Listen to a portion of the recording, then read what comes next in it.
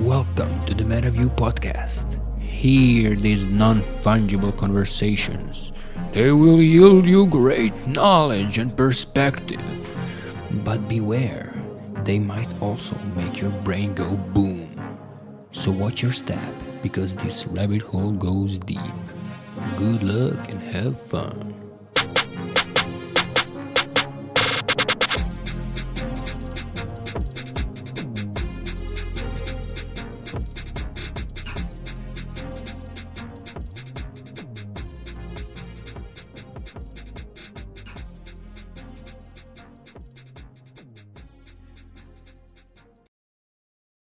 Ladies and gentlemen, I give you Hanzi Freinacht. Welcome. Pleasure to make your acquaintance, Peter. Do you wish to tell a bit more about yourself and what is metamodernism? Yeah, thanks for asking. I'm a sociologist and philosopher, and I reside alone in a house in the Alps, and I contemplate issues of our time. So what is the future of politics? What is the nature of the fundamental cultural shifts going on in our day and age? And what is a viable path forward in terms of how we should organize and what values we should identify with and embody and follow and spread in the world or manifest in the world? My catchphrase for the structure of feeling, for the structure of sentiment, and for the philosophy that I explore and try to develop is metamodernism. So meta means going beyond or going through, I suppose you could say also, or viewing modernism or modernity from above. As you very succinctly put it, metamodernism then is the child of modern progress and belief in rationality and science, and postmodern critique or postmodern skepticism and irony. So the metamodern stance oscillates, as some people say, between modern sincerity. You hope in something in the future. You want to construct something. You want to apply the best knowledge that you have to get to know the world better and understand its regularities, see the direction of its development, and apply the best possible knowledge that you can to improve lives of sentient beings, of humans and non-human animals, and to address the fundamental problems of modernity, of society. And those fundamental problems are the ones that were addressed in so many creative ways by metamodern art and philosophy and pop culture. So one such problem is lack of sustainability, that our industrial civilizations aren't sustainable in the long term. That's one of the major issues, environmental issues. Well, the whole scope of them, really. That's one of the pinnacles of postmodern values. Another one is alienation, that we feel lonely or disconnected in this way of life, that we're not adapted to this high-tech world and this world of constant manipulation and a world of disconnectedness from our bodies and from the direct environments and shorter feedback cycles of pre-civilizational life. And third one is rampant inequality. That inequality, in many ways, at least, is increasing around the world, and is likely to create great social rifts, or is already creating great social rifts around the world. So metamodernism tries to resolve these issues, not just critique like postmodernism, not just be an antithesis, but be a synthesis or a suggested synthesis, a proto-synthesis for the kinds of life we would want. Because, after some decades with postmodern critique in the arts, in philosophy, with feminist thought, with critique of power structures, with sociology and so forth. And then the cynicism of popular culture and stuff like The Simpsons or South Park or all of the other things that just put a flashlight on the absurdity of our day and age. If you've been in that postmodern space for decades, it gets boring and unsatisfying, and you still lack something. You lack the drive, you lack the creativity, you lack the putting forward of something, suggestions, a sense of direction, right? And metamodernism then comes from the heart of postmodern thinking. It thrives on that critique. It thrives on seeing the cracks in the modern project, but it wants to find a direction of development. And this development is going deeper into who we are as human beings and develop our relationships and our worldviews. And turns out that you can study the psychologies and worldviews of human beings and see that they actually unfold in recognizable patterns.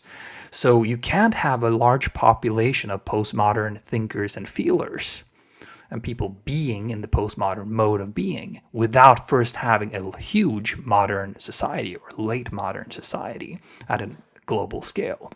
But you can't have metamodern values and sensibilities without there first being decades of critique and experiment and a sort of exhaustion with the postmodern critique. So the metamodern project is to, again, believe in growth, believe in development, believe in a way forward, but not just increasing GDP and producing more science papers and inventing new gadgets and new medicines. Rather, it's about increasing the sense of meaning and the quality of relationships and the scaffolds, if you like, for our own personal and psychological development. And that's a real gold mine for resolving a lot of the issues that we see in everyday life, that we see in society.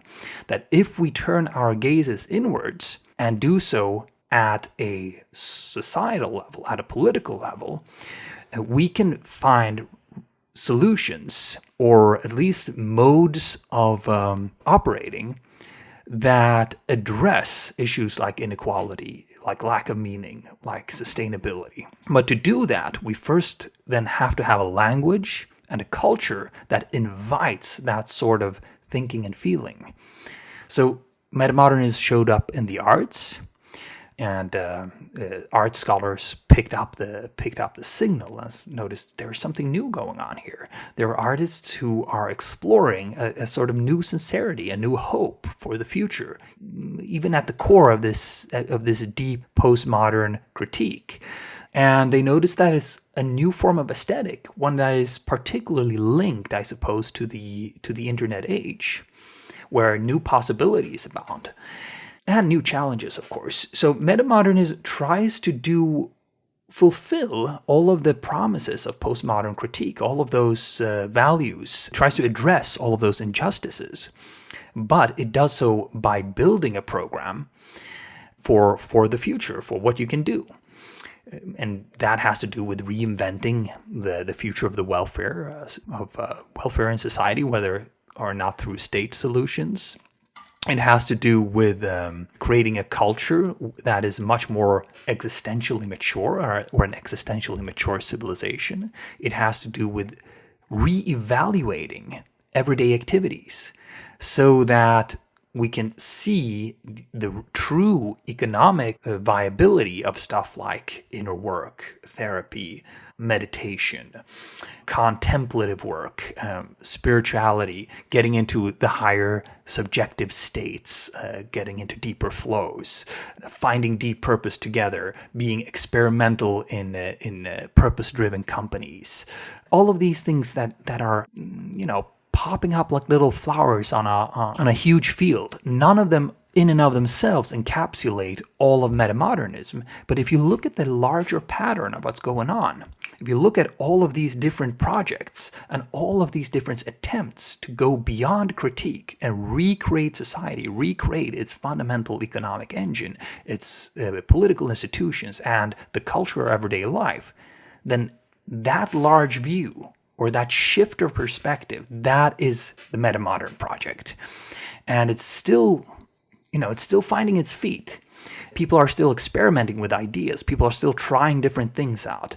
Should there be metamodern political parties? Can you make metamodern business alliances? Can you make something like your thing, the metagame? Can you make something like in the United States, there's something called Game B, values sense making? All of these things together you can call metamodernism. It's this larger wave, this larger pattern. Now, this larger wave or pattern doesn't speak to everybody equally. Like I said, it's about somehow developing inner qualities and the quality of our relationships as human beings and our relationships to the world. But it speaks to a certain subsegment of the population, people who already have the personalities and psychologically developmental properties, who have already developed through a metamodern worldview and sensibility to a postmodern critique, and from there on, tired of the postmodern critique, try to begin to experiment with how can society help everyone develop into more nuanced, complex worldviews. So metamodernism is also a sort of developmental stage. A certain person can be more or less metamodern. So it's also a community of people who have those traits as people of who they are and how they function in everyday life.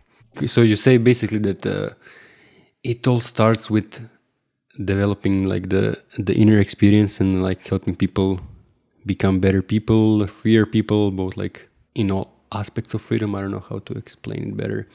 But yeah, you want to go deeper about this like claim on like helping people move on. Like you can jump from modernism straight to metamodernism, and there's like I mean, in spiritual circles or like New Age circles, there's always people saying, "Oh, to go on, we need to raise the people's consciousness," and you have these spiral dynamics circles where people talk about these stages of people's experience and how they relate to societies, like from tribalism to like in final stages moving on to seeing like humanity as one big whole. And you have this whole framework of human development and like how it's split up across all of these different aspects of human experience and human development. Yeah, you want to speak more about that? There has been a tradition in developmental psychology, but also in adjacent fields, that identifies roughly, stages of adult development, that people's personalities are going to be different depending on different developmental traits, right? So, for instance, if you grow up and you're part of a biker gang, you're going to have a certain stage of development that has to do with values of dominance and submission, of being what you value as being strong, as being decisive, as being able to manage dire straits and so forth, right? And from there on, you have traditional values. A lot of the people have been in criminal lifestyles for a long time and then turn their lives around. They often find Jesus or something like that, maybe through a 12-step program, or maybe they just go to church, or they will find some simple but sturdy structure to build their sense of self around and gain a direction in life, pick up more universal values. And you could see that there are more traditionalist people than there are of these more criminal band types, right? But in modern society, most people will develop also beyond the traditional religious worldview into a more scientific, rational worldview, where you have more individualist perspectives and so forth. From there on, you have the individual's rational mainstream perspective, where we believe in stuff like democracy, human rights, freedom of religion, for instance. From there on, you have the development of a minority of people only into what is called post-conventional values. This harkens back to the classical developmental psychologist Lawrence Kohlberg. And people with post-conventional values, they will have more flexible values, and they will be able to take many different perspectives and maybe be more case-sensitive in how they reason about why you should do certain things rather than others. So they will act in manners that seem to conventional people, the traditionalists and the moderns, rather confusing and maybe hypocritical even. But if you scratch the surface, you will notice that these people have a more complex and larger structure of reasoning around these values, right? And from there on, you could go even farther and see that there are some people who begin to reflect on how to improve upon their own values and their sense of self over time. And that's more the metamodern mindset than a self-transforming mindset, as it's called by one developmental psychologist, Robert Kegan. Now, the metamodernist mindset somehow reaches the self-transforming personality, where you view your own values as very malleable, as very context-dependent, but nevertheless on a pathway towards being more and more universal and inclusive and nuanced, right? So that they can become more case-sensitive and more inclusive of the perspectives of other people.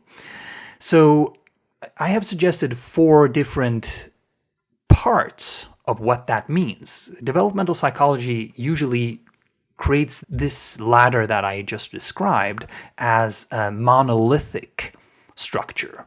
And a lot of people react and, well, this is a simple staircase. Human beings aren't really that unidimensional. And I agree. It does become, well, just not very credible. We're too multidimensional to be simply described in such broad categories, such broad strokes as these categories. So my claim is that yes, these categories exist, and all of the findings, empirical findings of developmental psychologies do hold up.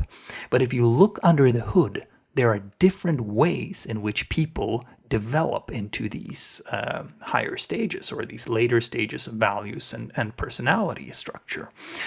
So in my book, first book, The Listening Society, and it's called The Listening Society because it's a vision of the future of welfare, that listening society would be one that supports the development of every one of its citizens.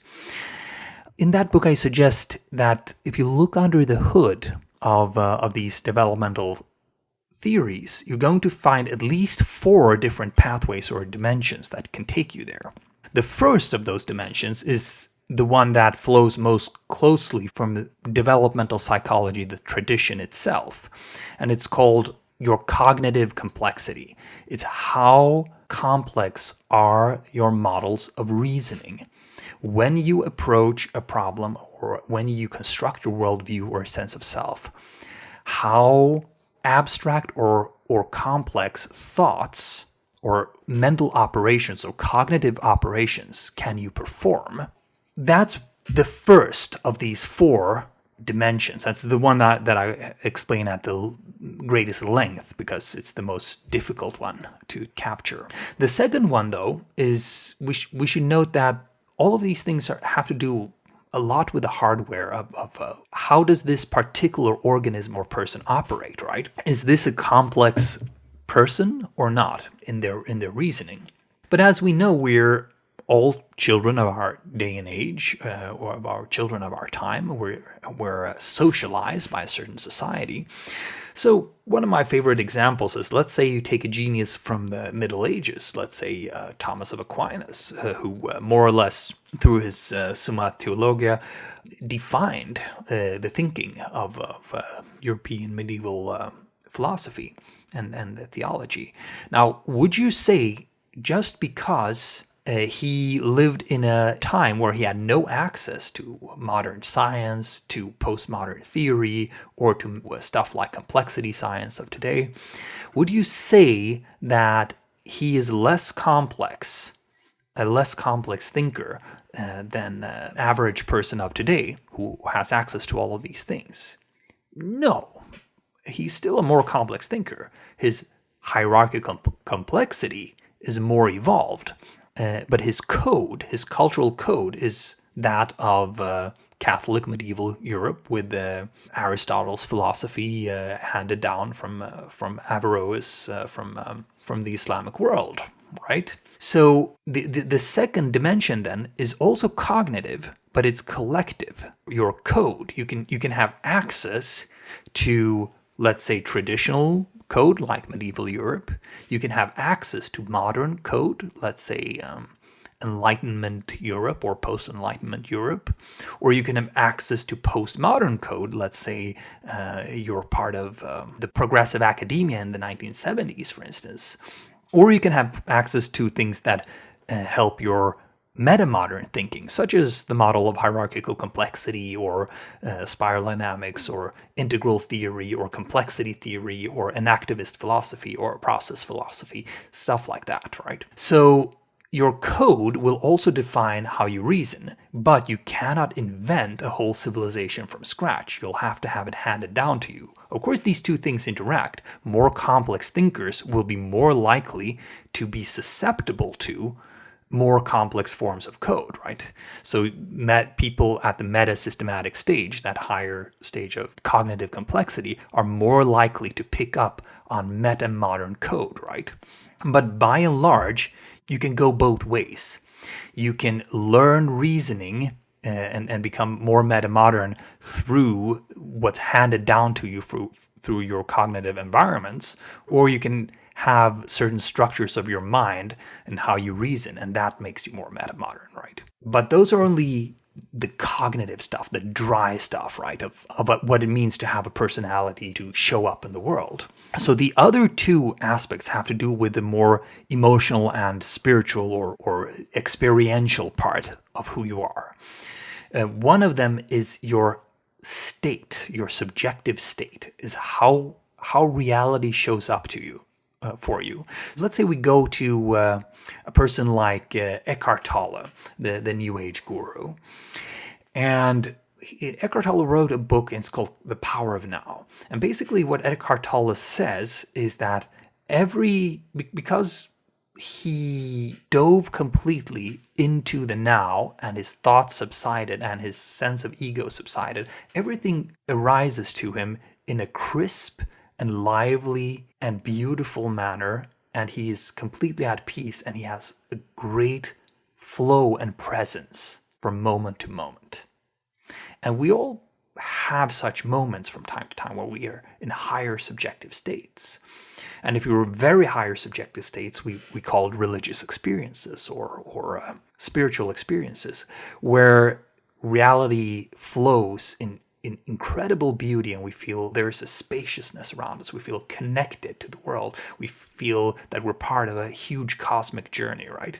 Or we can go to the lower stages, below normal everyday life, and life can feel, or existence can feel, incredibly confusing and dark. And those are the lower subjective states, right?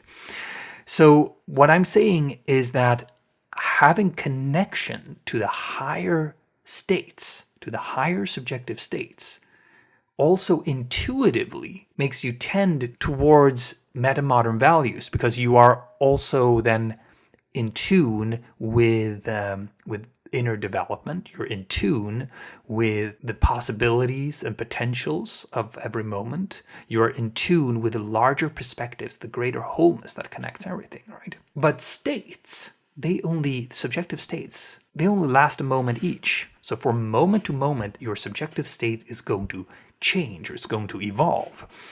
So even if you have a really huge high, let's say through a psychedelic trip or something, then you go to the next day and everything's back to normal. So the question is, how changed were you by your subjective state, by your, let's say, your psychedelic trip or your contemplative practice?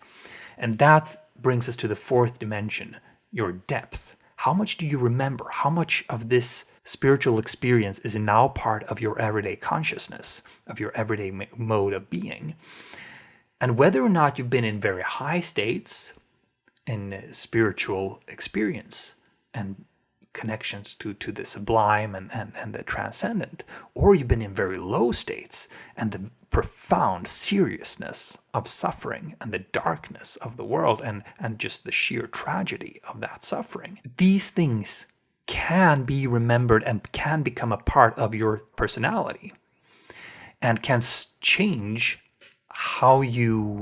what you value in life and what you want to achieve with every action that you take. And that fourth dimension, how high and low states that you have experienced and remember and integrated into your personality and that you now embody, that fourth dimension I call depth. So to sum up, what I'm saying is that yes, there is such a thing as a progression from modern values to postmodern values or personalities to metamodern values and personalities, and maybe even metamodern culture and society. But it's multidimensional.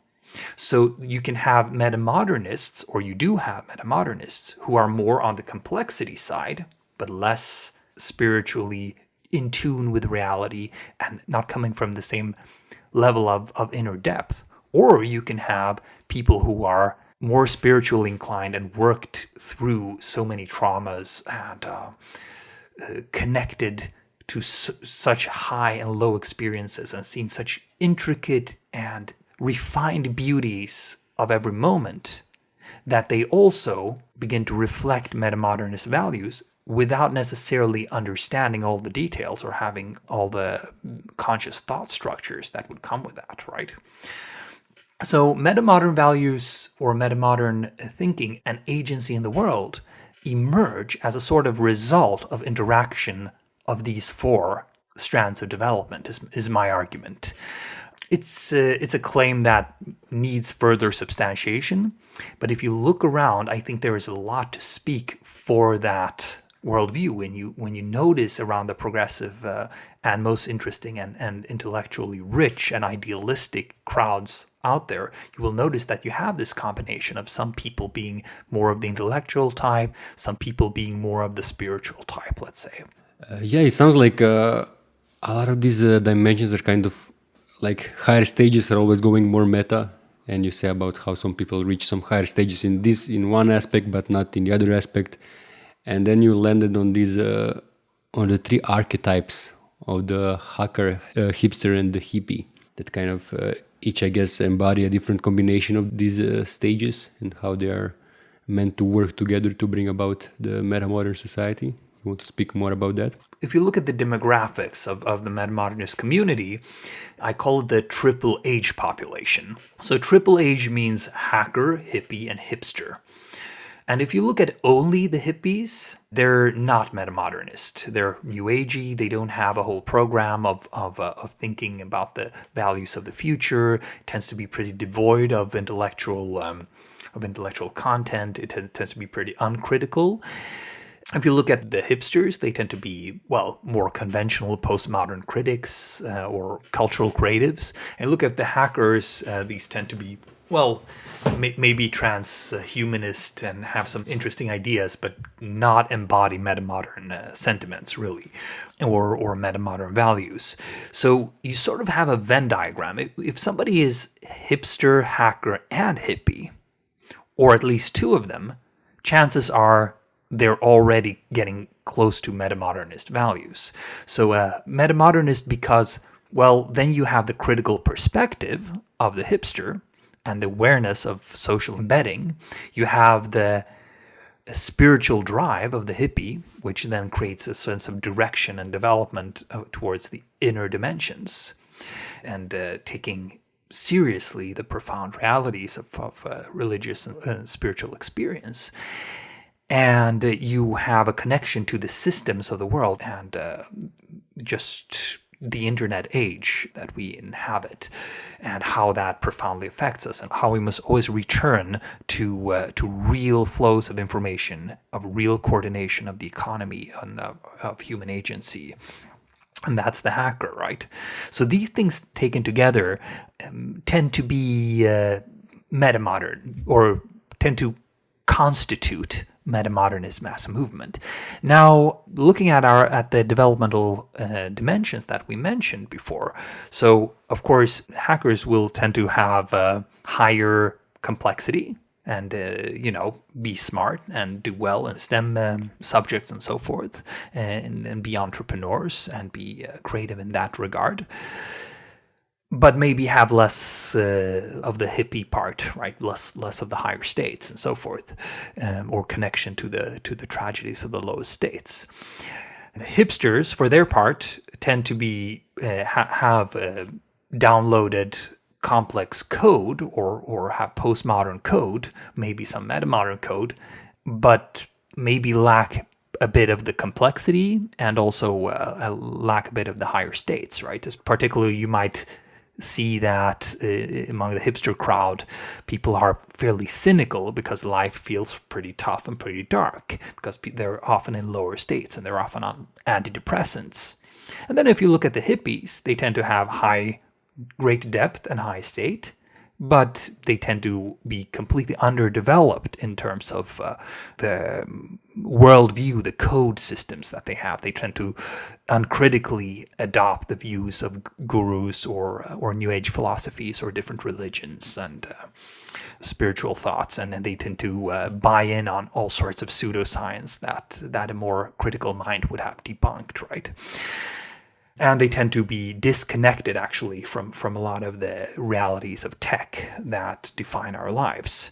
And, there's a further interaction, I guess you could say. If you have high depth and state, but low complexity and code, you're more prone towards magic thinking. So even if you're a developed person, you're more likely to believe in some sort of breach of the causality structures of reality, and you tend to believe in some sort of energies or synchronicities or other things that or even believe in UFOs or, in worst cases, conspiracy theories and stuff like that. On the other hand, if you go on the complexity side and lack enough depth, then in your mind, you always have greater capacity to explain the world than you have to feel the world. And if you always have greater capacity to explain than to experience and embody and be part of, a participant, observer of, then you get a little bit angry at the world because you can always explain more than the wonder you feel. And then you're prone to the opposite of magic, which is reductionism. And you tend to get stuck in limiting philosophies like scientism or materialist reductionism. And you tend to feel a certain satisfaction every time you explain away some phenomenon that other people feel enchant the world. And you tend to feel a distrust towards all people who say they have spiritual experiences and so forth, because you don't have them. And if you can explain it away as, delusions or libido or sublimations of sexuality, stuff like that, then that feels satisfying as well. You want to get back at the world and you use your intellect to do that, right? So metamodernism is at the very crux of these two tendencies. The tendencies to enchant the world and believe in magic, and the tendency to disenchant the world, to explain everything that can be explained, to be ruthless in your cynicism and your skepticism, right? And in a sense, it's the superposition or oscillation between these two things, right? The metamodernist mindset then re-enchants the world, but does so at the same time explaining everything that can be explained with the best possible explanatory models. So you don't believe in magic, but you also are not a reductionist. And that sense of creating meaning in a secular or rational world is, in a sense, the core of the metamodernist quest. And that's why the hippies, the hipsters, and the hackers need each other. There's the real synthesis. That's the core of the synthesis, right? To create the projects of the societies of tomorrow, we need both of these extremes, and we need to go farther in both extremes. We need to become more skeptical and rational and scientific and complex in our thinking, and we need to become more magical and suggestible and more in love with life, right? Right. All at the same time, which can definitely be hard for people. But this kind of goes into different directions. So this is most of what we talked about is still book one. And then you have book two, which goes into more practical about how you suggest these people who are of the metamodernist type should bring about the metamodern society through 6 different forms of politics. And you also have another book which is about more so like to help people feel better and like do better in life in general on a personal level. I don't know, which one would you rather get into first? The second book, Nordic Ideology, follows up Listening Society. And the second book, like you say, it lifts the gaze from what is development, what is the vision of a developmentally informed society, a society informed by inner development that gets over inner blindness and developmental blindness. And as you said, there are 6 forms of politics. I can just name them briefly. These are existential politics, they are democratization politics, they are Gemeinschaft or community politics, and they are empirical politics, and politics of theory, and emancipation politics, right? Politics of personal freedom, right? And there's much more to cover there than we can do in this brief interview, but the idea is that if it is true, as we have said, that these developmental dimensions roughly exist, that something like them exist, and it is true that some people are more metamodern minded in their personalities, and that this group of people are increasing in this Triple H population, they should be doing things that try to institute new institutional realities in our societies. So, for instance, democratization politics says that democracy is never just a done deal. We didn't just go from monarchy then to liberal democracy and that's the end of history.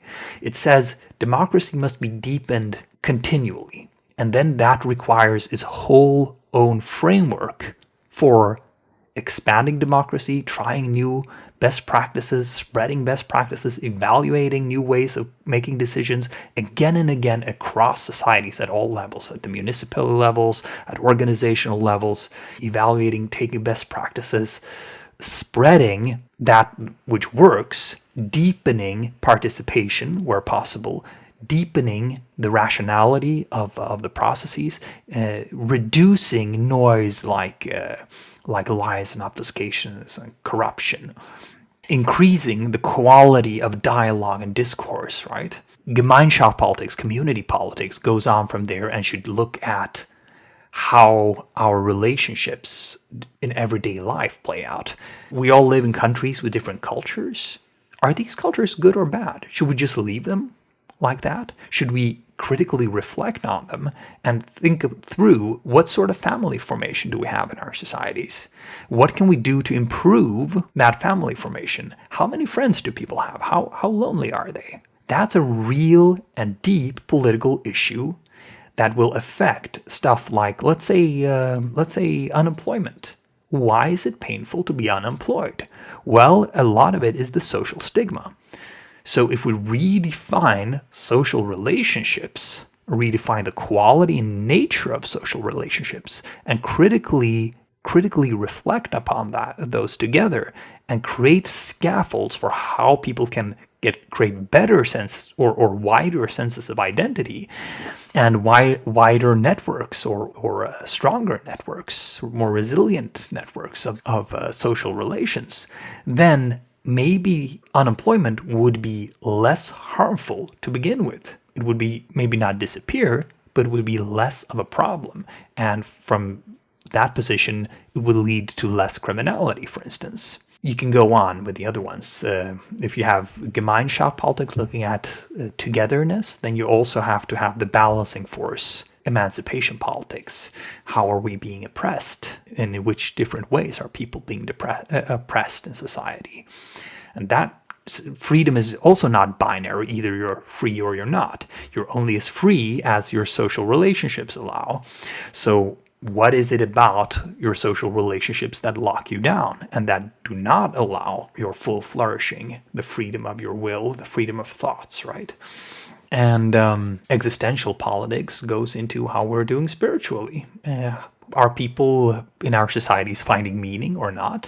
Empirical politics looks at all the hitherto mentioned ones and takes a look and asks, what's true? What's empirically sound? What can we say and with which certainty? Increasing continually the scientificness of society. It's not like we went past the 1700s and the Enlightenment came and then we became scientific. No, scientific is always a path, right? That science is always a path, right? And creating a more scientific or rational society always means traveling farther along the path of finding out what's true or not, including, of course, looking at all the processes through which we create, through which we construct scientific truth in society. So improving upon the level of accuracy in the public debate, improving upon the social processes that create science in our society, and so forth. We're all trusting science, but at the same time, the social processes that produce the science, we sort of just leave to the wind and hope for the best.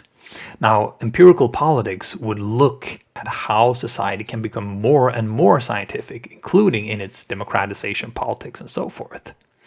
And from there on, if you've said empirical, you have to say theory, because no empirical truth is meaningful without corresponding theory. Now, politics of theory means how people construct their meaning in the world, how people construct their reality, what worldviews are prevalent in society, and what views are spreading, and how do these views interact with one another. How can we create the best possible generative conditions for people exchanging worldviews with one another and getting richer and more nuanced and more inclusive worldviews? After all, if we're all in a worldview where we exclude, let's say, the environment and animals from our sphere of value, and then vote about issues, of course, these topics, the environment, our connection to other sentient beings, are going to be very poorly prioritized.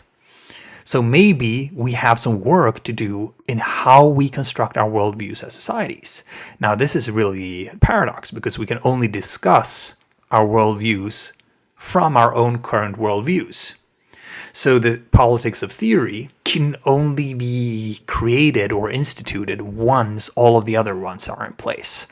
And because if we don't have deep enough democratic structures, we're not there and we're not spiritually healthy enough, we won't be able to take on such a profound and important and difficult issue as democratically discussing which worldviews we are building our constitutions on, which values, fundamental values that drive our societies and so forth, right? So that sort of encapsulate that program and that's explored in that book. And I guess that's the main framework of Nordic ideology. There are a lot of other frameworks that build up to those 6 forms of politics. They are each something you can do. There are activities that you can partake in over time and that you can get better and better at and that you can institute more and more within society. And if you only do 1 or 2 of them, they're likely to be harmful. They balance each other out. So empirical politics makes sure that existential politics is not taken over by new agey potheads, for instance, because they will be challenged by the striving to create things more empirical. At the same time, Gemeinschaft politics, looking to improve our relationships. Gemeinschaft is a German word for fellowship or community. So all the politics that try to create more integration of ourselves into our communities need to be countered with emancipation politics, always looking at how the individual is oppressed by the structures of society and the community around them. So you need all of them together. So it's a sort of a map of all of the different activities or modalities, if you like, that need to function together for us to develop towards or away from or through modernity to a society that is self-reflective, that takes culture in its own hands and recreates it through a deepening democratic self-reflexive movement that goes from the inside out, as it were. So that's book 2. Book 3, 12 Commandments, it plays on Jordan Peterson's 12 Rules for Life. And it's an alternative to Jordan Peterson's 12 Rules of Life. That Jordan Peterson, he also is a critic of postmodern sentiments and modes of thinking. And he presents, among other things, this self-help program with his rules that try to ground us back to everyday life and to just common sense, I guess you could say. So 12 Commandments is an alternative, a metamodernist alternative to Peterson. It says, okay, I'm also against postmodernism, but if you follow Jordan Peterson's 12 rules, what will happen is you will end up being a boring conservative. And you will be part of mainstream modern society, more or less. And that society is not sustainable, and it will be alienating to many people, and it's going to crash. So we need people who, yes, do go back to themselves and do go past postmodernism, but nevertheless keep the progressive impulse of postmodernism.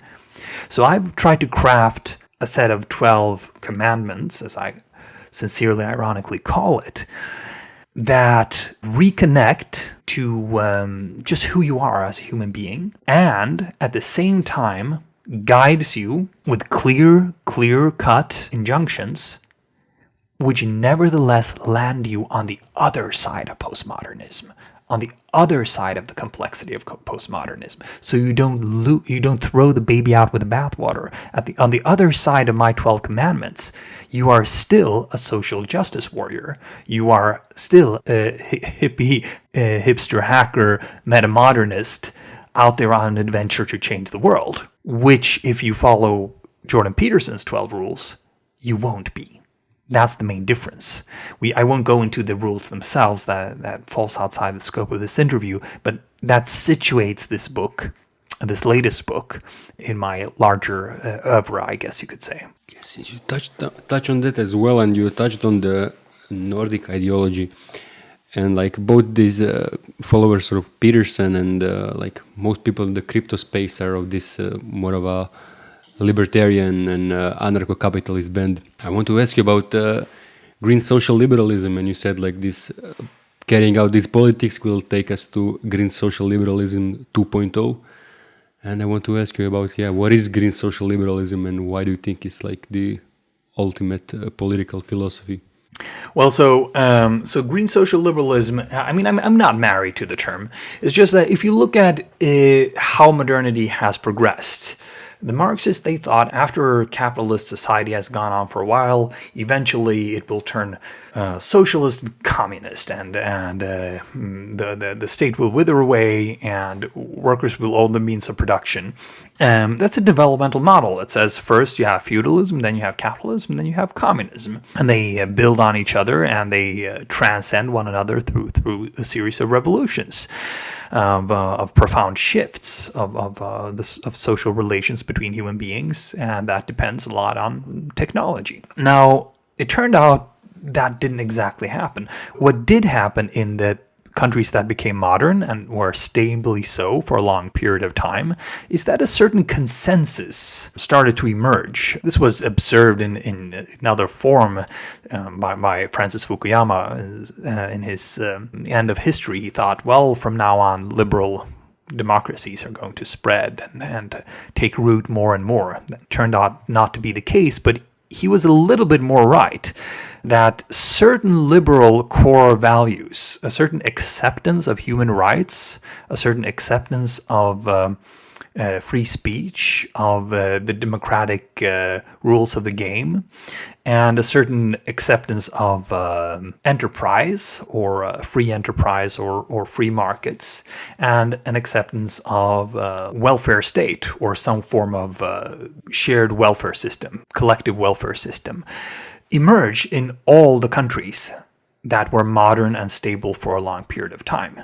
You can take less stable countries like Italy, who shifts its government every 6 months or so, and nevertheless, you have the same profile there.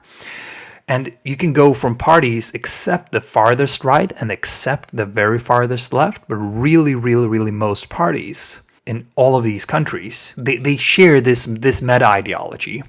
And one more aspect has been increasingly present in all of these countries, together with the things I already mentioned, and it's environmentalism. Not animal rights, not feminism, all of these things can vary, but at least environmentalism plus welfare plus free enterprise, so capitalist economy. And if you try to break out of that mold, you tend to lose very quickly. And of course, democratic or liberal values, right? So if you try to break out of that mold, you tend to lose. So this has made a lot of people who feel radical or who are of a radical bent or progressives and who wish for a more beautiful world and so forth feel hopeless, because there's nothing you seem to be able to do to get out of that mold, and it seems so strong. But that's roughly what I call then green social liberalism. It's the ideology that has taken over, and it's so deeply ingrained that even when the nationalists today have huge successes in Sweden, for instance, these very same nationalists have to legitimize themselves through this same green social liberalism. So they're going to say, well, we can't have so many Arabs here in Sweden because they're not liberal enough in their values, for instance. They don't respect women like we do, for instance. Or they will say stuff like, we have to defend our free speech from political correctness, right? So again and again, a reaffirmation of the underlying meta-ideology that is some sort of liberalism. Now, if you try then to be a libertarian, and you're basically saying, I want to do away with the welfare state or the welfare system altogether and have a small state. Now, there aren't actually any very successful examples of this. You have larger welfare systems and smaller welfare systems, more efficient ones and less efficient ones.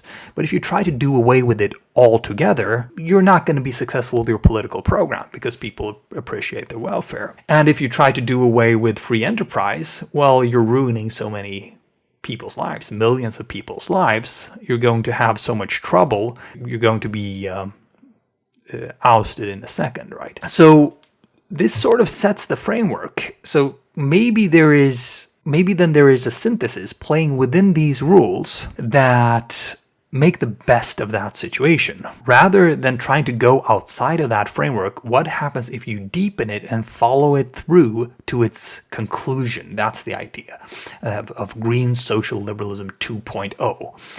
That, okay, so we want the freest possible enterprise, meaning that you should be not limited so much by red tape, that people who are unemployed should not be controlled every day by stupid authorities who think they know better, or that life shouldn't be so much about paperwork and filing taxes, and you should more be able to do your thing.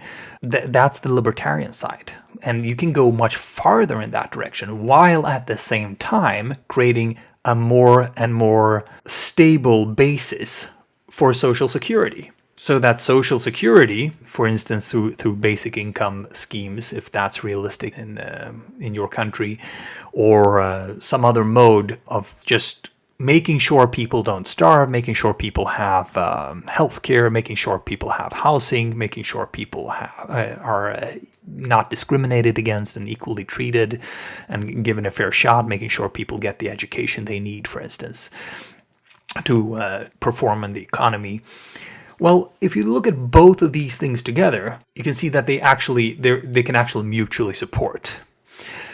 And you can probably go much, much farther in the direction of enterprise freedom and freedom of the individual, and at the same time have much, much greater social security, particularly if you pick up on stuff like Gemeinschaft politics and so forth, right? Because Let's say you want to increase the freedom of people. You're only as free as you feel. So if you improve the relationships of human beings so that people support each other much more and support each other's dreams and are less envious, then the real de facto felt and lived freedom in every individual's life is going to go through the roof.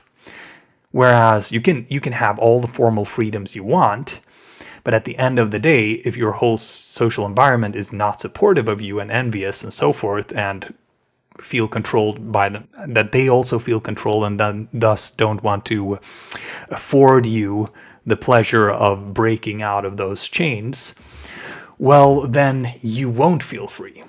So real freedom must build on both social support and removing red tape and creating free spirit of enterprise.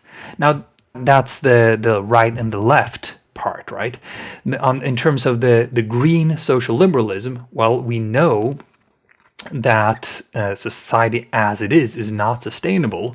So if we increase the basic freedom that people have to act from a larger perspective, from identifying with more important things, there's nothing more popular among young people today than wanting to somehow contribute to sustainability and a transition to sustainable society. All the job posts, if there's even an inkling of sustainability in the job description, that will be in the title and then in the job ad, and then that will spread on social media, and that will be advertised as that, right? So if people are secure enough and free enough, their likelihood of developing to a perspective where they can want by their own free will to partake in transitions to sustainability as consumers, as producers, as voters, that's also more likely to increase, right? So you cannot be really green if you suppress freedom of the individual and of innovation. Nor can you be really green if you create a really unequal society. Nor can you be really sustainable or free unless you create sustainability. I guess a lot of this is an idealization, but it's just to point out that the ideologies that we have, I'm going to be either a socialist or a libertarian or a green or a conservative, doesn't hold up. If you stack up the basic parameters of what we need to do to thrive and survive, none of those perspectives are strong enough. So you're going to have to somehow create institutions that increase freedom, increase equality and social security and just the safety that people feel, and increase and deeply transform the economic activities in a manner or the infrastructure, the framework, everything in a manner that upholds sustainability. And that's a massive, massive, massive project. Just exchanging all the buildings in all of Europe would be needed, for instance, because the buildings themselves are not built in a sustainable manner. So then we have to shift the whole transport system and the energy system. So obviously that sort of massive action would create a lot of opportunities for people in both equal citizens and as entrepreneurs or social entrepreneurs. I guess you have many versions of this already within the Triple H population. If you look at the Triple H populations, they tend to be very entrepreneurial, they tend to be very egalitarian, and they tend to be very concerned with all the basic environmental challenges that we're facing. Right. Yeah, I love how you explained and you went even deeper in the books about how this can actually beat all of the other ideologies at their own game, like increasing the freedom. Like that's pretty much what all the anarcho-capitalists are about, like having a maximum personal freedom versus having the bigger state. And they're all about like, oh, but if you increase welfare, then that's more tax money spending. But then you explain how like, yeah, but if you spend that smart welfare, like have smart welfare, then down the road it actually saves tax money because there, as you say, like more people going towards like working on green solutions rather than turning to criminal enterprises and yeah, that sort of stuff. Do you have any closing thoughts or anything you want to say? It would be very good to hear from you a little bit about what you saw in terms of correspondences between the metamodernist perspectives that I have mentioned and metagame. So, what overlaps do you see, and what possible synergies? What's the role of metagame within this metamodern space, or what's the role of metamodernism within the metagame space? Let's say. Well, initially, metagame was very much like a technological solution. When we started, we wanted to solve this onboarding problem for the DAO space. And then the further on that we were going, and the more I was reading about metamodernism and all this other sort of stuff, and the more I came to think like the problem is not just technological, like it's also social and educational, and helping people like become better human beings in general. Like we're not meant to just teach them hard skills about how to use these Web3 technologies, how to build startups and that sort of stuff, but really help people, like, as you put it in the words of metagame, was the longer term goal being helping people find the most optimal ways to play life. So like finding like reading about all of the different methods and ways of being and like existing and advancing, and then coming up with their own like basically designing their lifestyle so that it's conducive to their growth, and so that they can find projects that are like meaningful projects to work on. And that's kind of the project that we are trying to onboard to metagame. So we are onboarding decentralized organizations, and like right now we are focused more so on like service DAOs. So like projects who are either offering some specific skill set or teaching people that specific skill set. But further down the road, we'll be focusing more and more on like a real world stuff, and like, I don't know if you're familiar with the term refi, like regenerative finance. So that's kind of the crypto equivalent of environmentalism. But I think there's a lot of overlap, because like what these technologies do is are experimenting with these new kinds of governance systems and allowing people to build new kinds of institutions, and like all of these payment rails and all of that technology really allows people to build new kinds of institutions and new societies from ground up. And in the DAO space, like it's all about decentralized organizations, so organizations without bosses, and helping people become more autonomous and be able to find their own goals for what they want to achieve, and aligning with others together on like bigger goals. And so like that's just the crypto side, and you can tell like how this plays into the metamodern side, where it's also about like helping people gain more autonomy and freedom, and like learn new skills like social skills and relating with others, coordinating, whatever. That really sums it up, I think. Yes, I do agree that the crypto space or crypto sphere, particularly maybe right now, is the very birth of metamodern crypto, or the cypherpunk, let's say. And the reason is that we're past this craze. and evolution is sort of like that. I mean, first something has to flower and explode and rot, and then what's left after that, after all of these crashes and disappointments and crazes, is something maybe healthier and more resilient or anti-fragile showing up, right? So the bad part of crypto took a beating like it deserved, but the good part of crypto was probably anti-fragile to this crisis or collapse that the wider community has experienced, and crisis of credibility and legitimacy, right? So because now I think more and more people are waking up to the big question mark: what's the legitimacy of this project? And the legitimacy is, well, okay, if we can begin to define through ledgers, through referring back and forth to one another and proving what we referred, if we can begin to create new forms of social relationships, and those social relationships can begin to sort of crawl out of the screens because there are real money behind them and so forth, and into our lives, then we have an obligation to try to find the best social forms, the best political forms and ideas for those things. And given that libertarianism is a 1800s or 1900s ideology. It's an ideology of the industrial age. It's the ideology of Ayn Rand and all of that. It's insufficient, and anarcho-communism is also insufficient.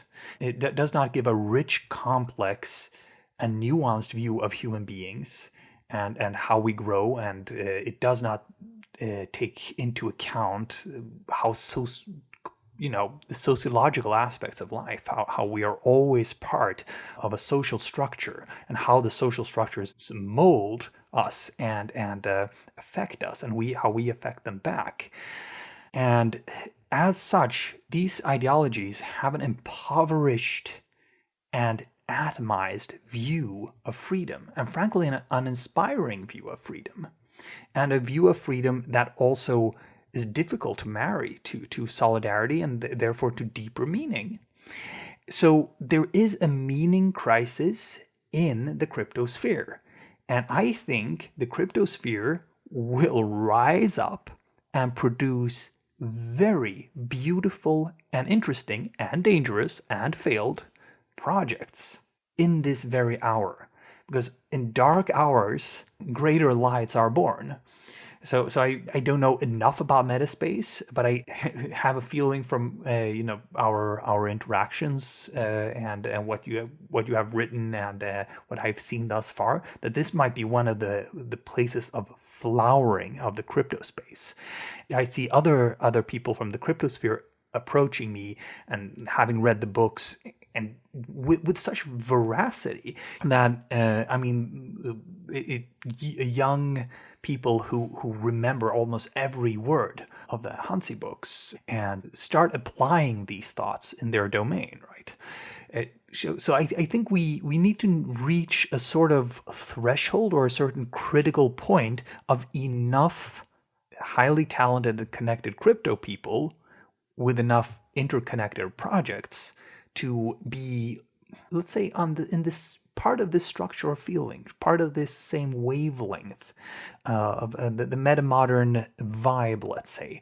And I think if we can spread that vibe to this critical population, which has so much talent, so much resources, and such a close connection to the information technologies that define our society, at this critical point in history, well, I think that can actually be the seed to the societies of the future.